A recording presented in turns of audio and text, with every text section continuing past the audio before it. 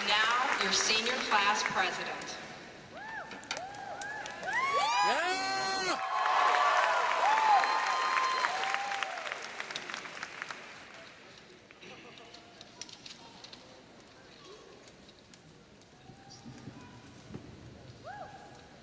They said we couldn't do it.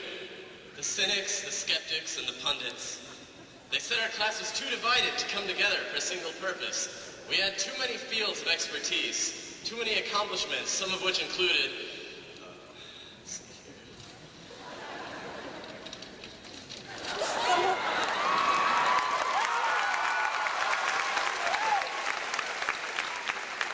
a state-ranked soccer team, a football team with a winning season.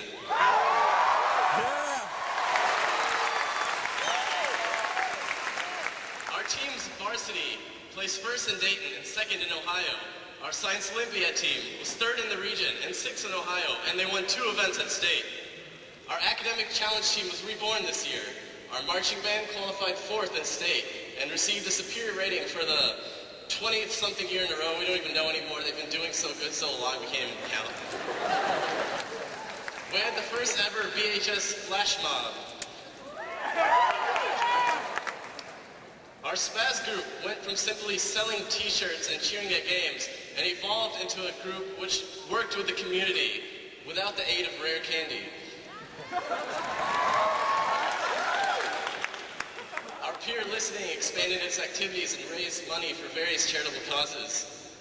We started the Environmental Activist Club and brought recycling back to the high school. Feed the Children, with the help of Stud Council, brought back Greg for Change. Everyone loves missing some class to listen to some great music. The Beavercreek Youth Council brought the first Beavercreek Amazing Race, and it was a brilliant success.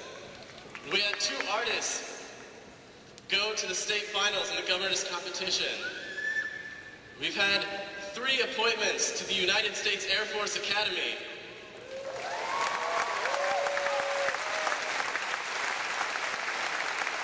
We've had an All-State baseball player, and of course, an All-State men's volleyball player. These are only a few of the accomplishments of our class. I keep going, but you never leave. Indeed, this class has enough talent to make Mr. Yoder cry. And yet, how could such a diverse class possibly come together for one goal? Ladies and gentlemen, we proved them wrong. In lines that stretch across schools, parks, courts, fields, and cities. We came together on this evening in May as jocks, preps, nerds, musicians, athletes, artists, and more to say that we are one class, the class of 2008.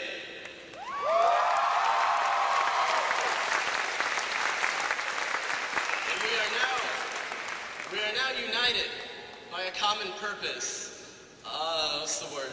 Make something different. Change, yes. Indeed, a time of change and uncertainty has been placed before us. No matter where our lives take us, we cannot deny that this upcoming November will be different from the past 4 years. Because we won't be in high school, of course. But we are ready to face those challenges through a coalition of change comprised of employment, travel, college attendance, and military service. We're ready to solve the problems of our time, to tell the lobbyists in times of soaring lunch prices that we have had enough. To show our great community that a levy is not simply a way to scare up votes, but to unite the community behind a noble and worthy cause. Yes, my fellow graduates, we're closer than ever to solving the problems of our time. And this is where I must thank all of you.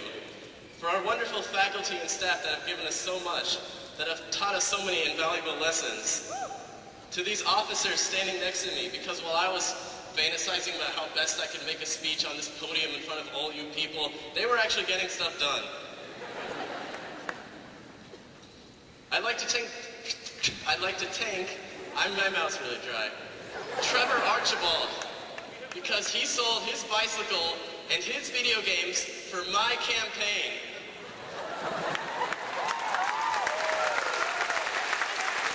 And you know what I did? I spent his money. Yes, my fellow graduates, you have what it takes to confront the future. It's about that fundamental American principle, from each according to his ability to each according to his need. That's in the Constitution, right?